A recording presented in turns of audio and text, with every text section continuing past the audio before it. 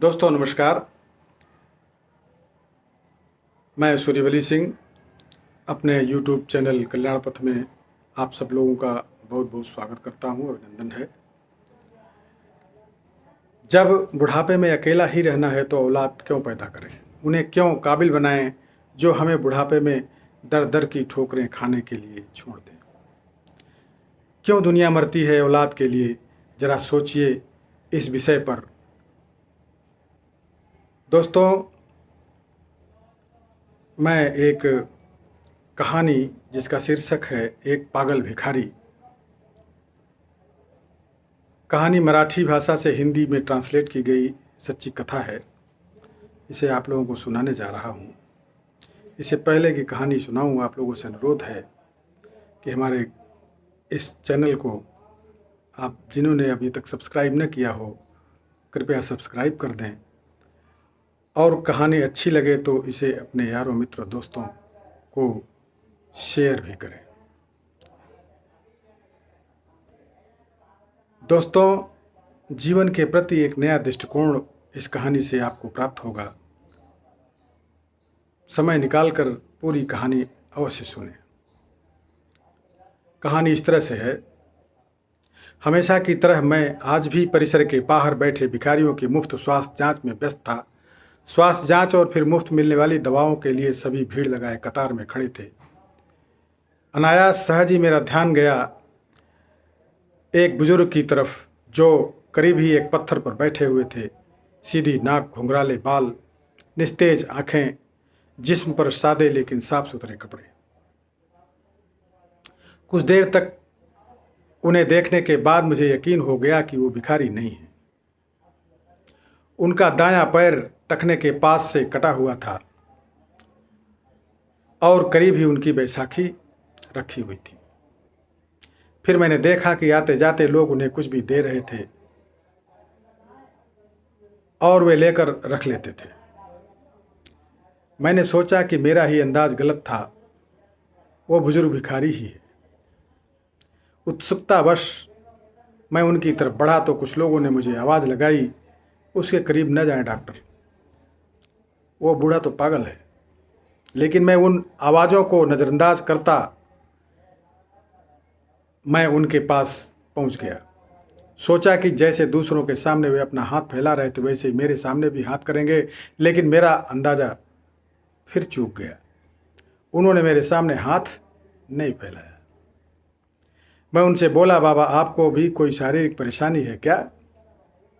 मेरे पूछने पर वे अपनी बैसाखी के सहारे धीरे से उठते हुए बोले, good afternoon doctor, I think I may have some eye problem in my right आई।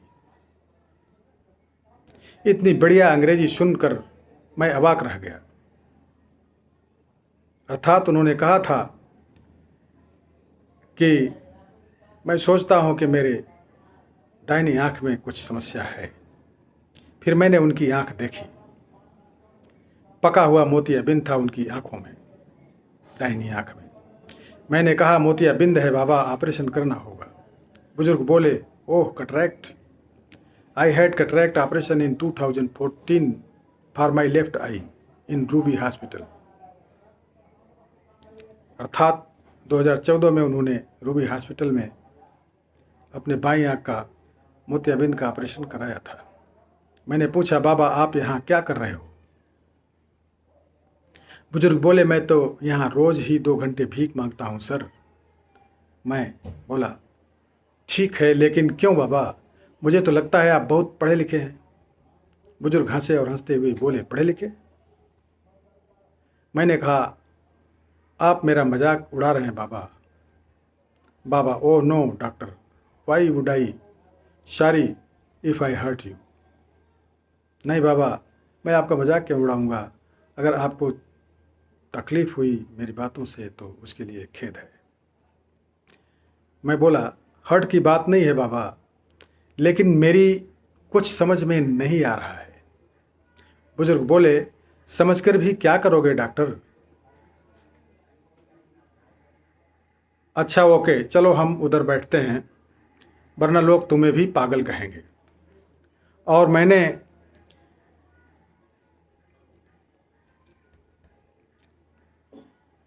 और फिर बुजुर्ग हंसने लगे। करीब ही एक वीरान टपरी थी, हम दोनों वहीं जाकर बैठ गए। Well doctor, I am mechanical engineer, बुजुर्ग ने अंग्रेजी में ही शुरुआत की। मैं कंपनी में सीनियर ऑपरेटर था। एक नए ऑपरेटर को सिखाते हुए मेरा पैर मशीन में फंस गया था और ये बैसाखी हाथ में आ गई। कंपनी ने इलाज का सारा खर्चा किया और बाद में कुछ रकम और सौंपी और घर पर बैठा दिया, क्योंकि लंगड़े बैल को कौन काम पर रखता है सर। फिर मैंने उस पैसे से अपना ही एक छोटा सा वर्कशॉप डाला, अच्छा घर लिया। बेटा भी मैकेनिकल इंजीनियर है, पर वर्कशॉप को आगे बढ़ाकर उसने एक छोटी कंपनी और डाली। मैं चकराया, बोला बाबा तो फिर आप यहाँ इस हालत में कैसे? बुजुर्ग बोले, मैं किस्मत का शिकार हूँ। बेटे ने अपना बिजनेस बढ़ाने के लिए कंपनी और घर दोनों को बेच दिया। बेटे की तरक्की के लिए मैंने भी कुछ नहीं कहा। सब कुछ बेच बाच कर वो अपनी पत्नी और बच्चों के साथ जापान चला गया और हम जापानी गुड्डी गुड़िया यहाँ रह गए। ऐसा कहकर बाबा हंसने लगे। हंसना भी इतना करुण हो सकता है, ये मैंने पहली बार अनुभव किया। फिर बोला, लेकिन बाबा आपके पास तो इतना हुनर है कि जहाँ लात मारे वहाँ पानी निकाल दें। अपने कटे हुए पैर की ओर तकते ताकते बुजुर्ग बोले, लात कहाँ और मैं कैसे मारूं? बताओ मुझे। बाबा की बात सुनकर मैं खुद भी शर्मिंदा हो गया। मुझे खुद बुरा लग रहा था। प्रत्यक्षतः मैं बोला, आई मीन बाबा, आप आज भी आपको कोई भी नौकरी दे देगा, क्योंकि अपने क्षेत्र में आपको इतने सालों का अनुभव जो है। बुजुर्ग, यस डॉक्टर, और इसी वजह से मैं एक वर्कशॉप में काम करता हूँ। 8,000 रुपये तनख्वाह मिलती है मुझे।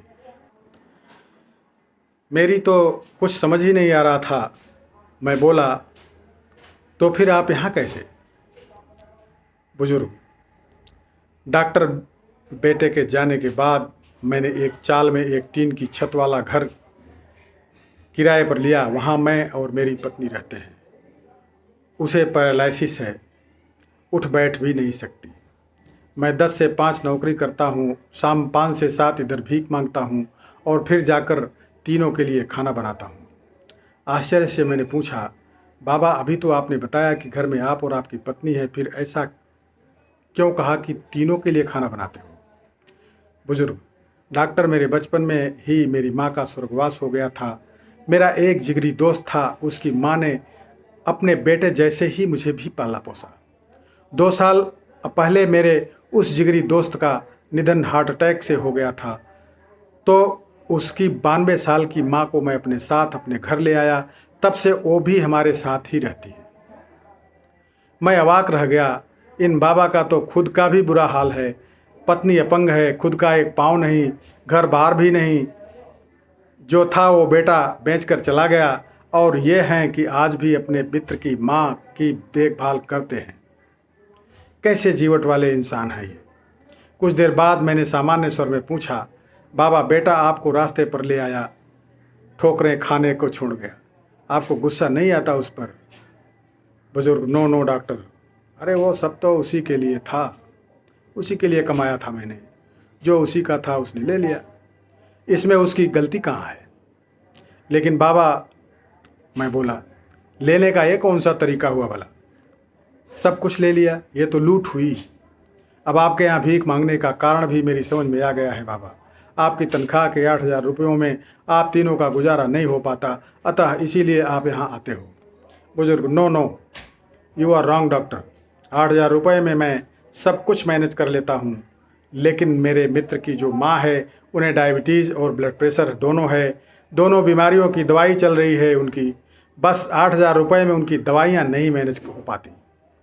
मैं 2 घंटे यहाँ बैठता हूँ, लेकिन भीख में पैसों के अलावा कुछ नहीं स्वीकार करता। मेडिकल स्टोर वाला उनकी महीने भर की दवाइयाँ मुझे उधार दे देता है, और यहाँ 2 घंटों में जो भी पैसे मुझे मिलते हैं वो मैं रोज़ मेडिकल स्टोर वाले को दे देता हूँ। मैंने अपलक उन्हें देखता रहा और सोचा, इन बाबा का खुद का बेटा इन्हें छोड़कर चला गया है और ये खुद किसी और की माँ की देखभाल कर रहे हैं। मैंने बहुत कोशिश की, लेकिन खुद की आंखें भर आने से नहीं रोक पाया।